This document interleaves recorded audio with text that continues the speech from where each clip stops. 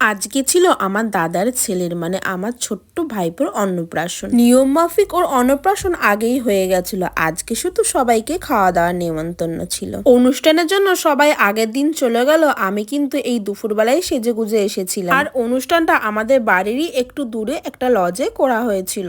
আর এইখানে বৌদি আমাকে জিজ্ঞাসা করছিল যে আমি এত দেরি করে কেন আসলাম। আর এইখানে এই পুচকুটাকে দেখো, এতদিন আমার সাথে ঘুরে ফিরে এখন আমাকেই আর চিনতে পারছে না। আসলে সব বাচ্চারাই কিন্তু এই অন্নপ্রাশনের দিন খুব কান্না করে, আর এত অচেনা লোকের মাঝে ও কিন্তু চেনা মানুষদেরই চিনতে পারছে না। তো যাই হোক, আগের দিন যে আমরা সোনার দোকানে গেছিলাম গিফট কিনতে, সেটা কিন্তু এর জন্যই। তো আমি অনেকক্ষণ ধরে চেষ্টা করছিলাম ওকে আমার কোলে নেওয়ার, কিন্তু কিছুতেই রাজি হচ্ছিল না। তাই ওই দিকে বেশি সময় নষ্ট না করে চলে এসেছিলাম স্টল। আর এইখানে 3-4 রকমের স্টল বসেছিল। এখানে ছিল পকোড়া, তারপর ছিল ফিশ বল, সাথে ছিল ফুচকা আর কফি। আমি কিন্তু 4টে আইটেমই টেস্ট করেছিলাম।